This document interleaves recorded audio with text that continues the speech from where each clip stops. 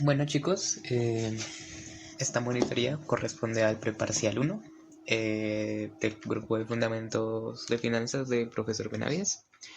En primer punto, eh, pues quería recordarles que hicieran el taller y que lo profundicen mucho, que lo tengan muy en cuenta, porque pues esto con la monitoría es como el núcleo esencial para pasar ese parcial.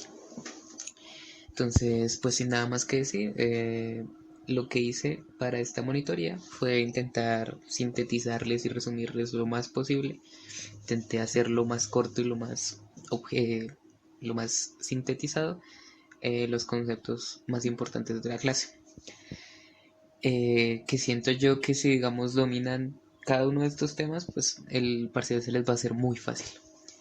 Entonces, en primer punto, uno de los temas más importantes y que tiene mucho que ver con los temas de la clase es la escasez. Entonces tienen que tener en cuenta mucho la escasez, la tecnología, la eficiencia de procesos, por qué no se elimina la escasez, porque habiendo tanta oferta, digamos que en la revolución, desde la revolución industrial hay una producción a escalas muy masivas y todavía sigue habiendo escasez en algunas partes, también cómo se soluciona esta problemática de la escasez, el tema del excedente no va a salir, pues, eh, porque el profesor no lo profundizó tanto, sino más bien fue como un complemento que yo hice en las monitorías, entonces no creo que eso vaya a salir.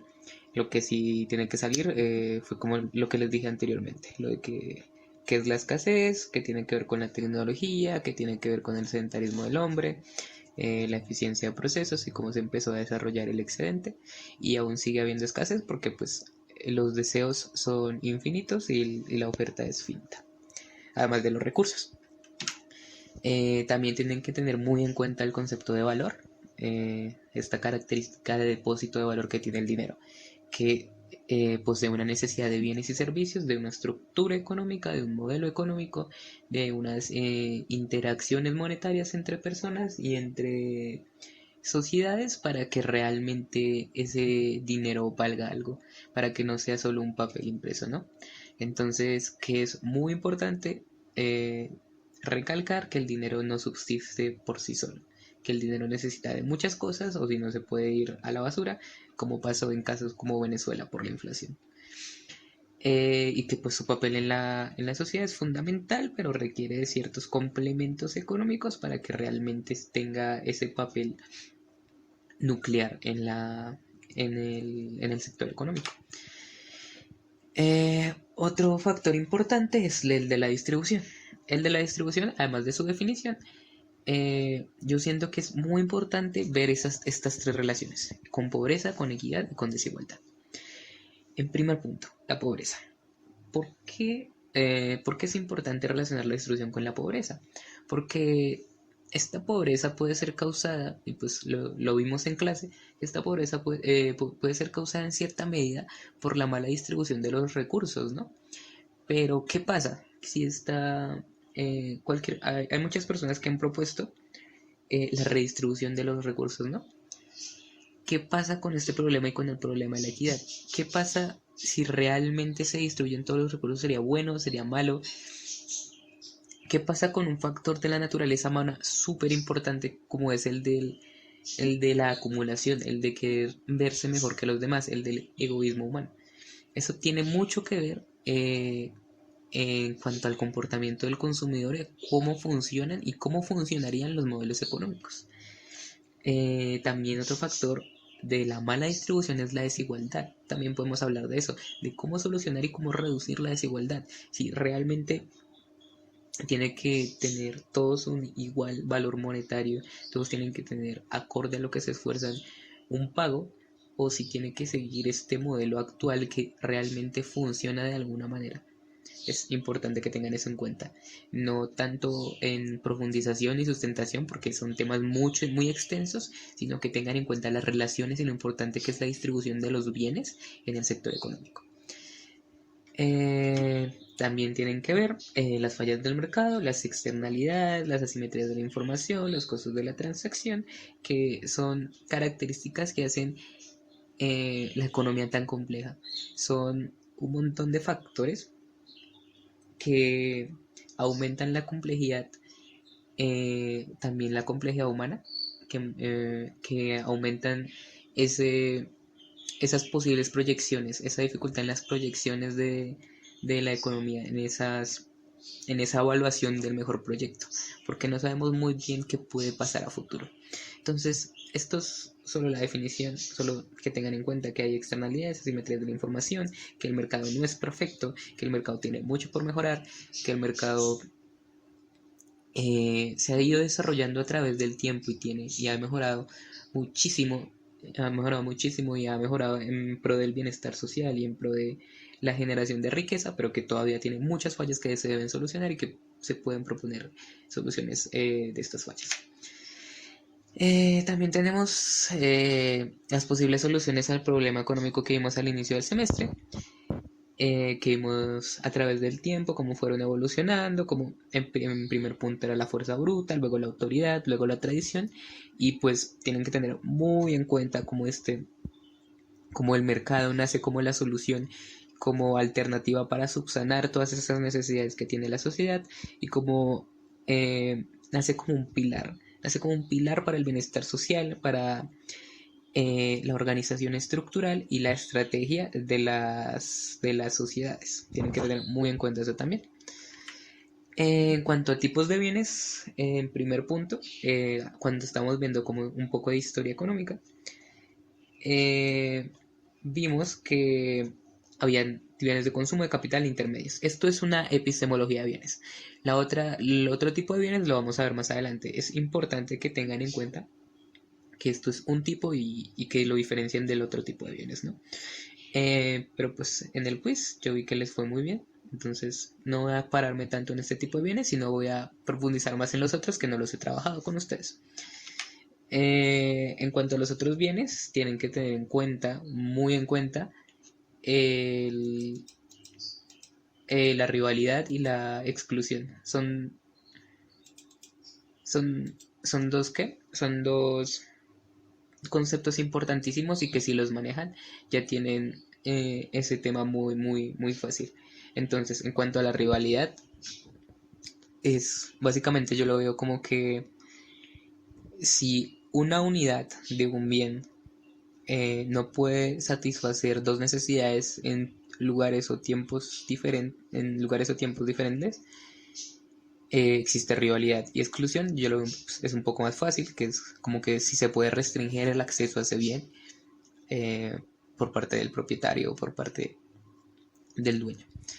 Entonces, pues para familiarizarnos un poco más con los conceptos, les traje pues unas preguntas de ejemplo que digamos los vestidos presentan. Entonces, aquí ¿por qué es rivalidad y exclusión?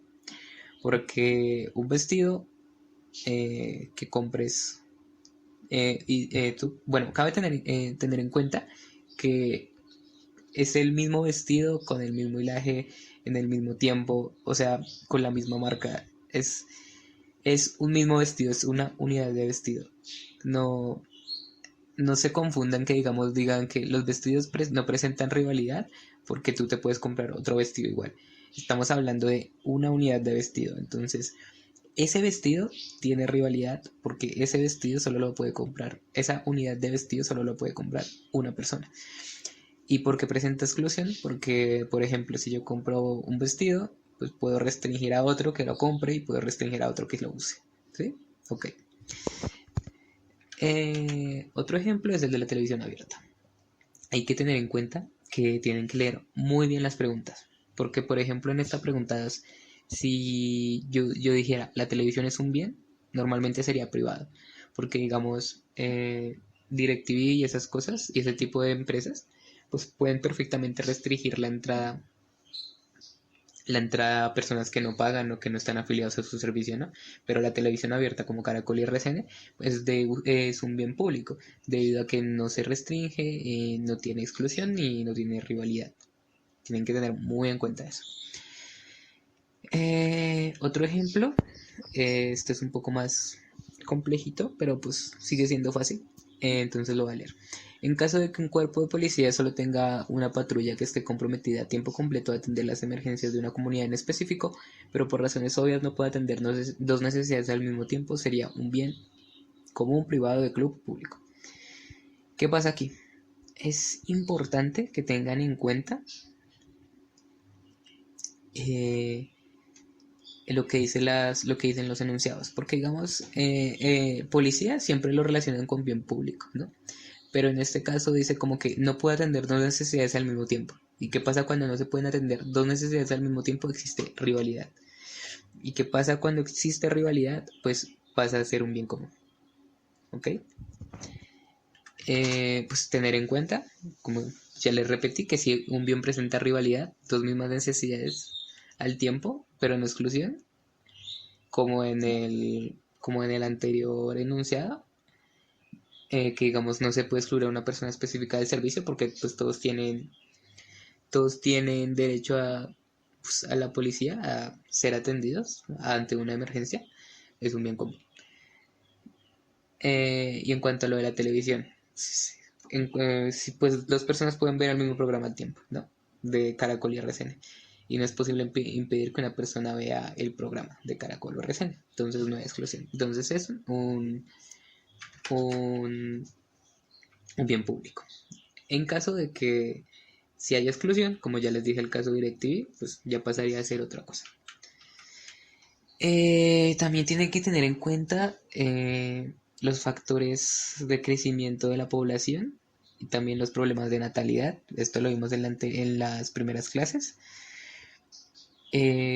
Solo pues tienen que tener en cuenta que a partir de la revolución industrial la economía creció muchísimo, que a más población, más producción, pero pues más demanda y ese tipo de cosas que vimos en las primeras clases.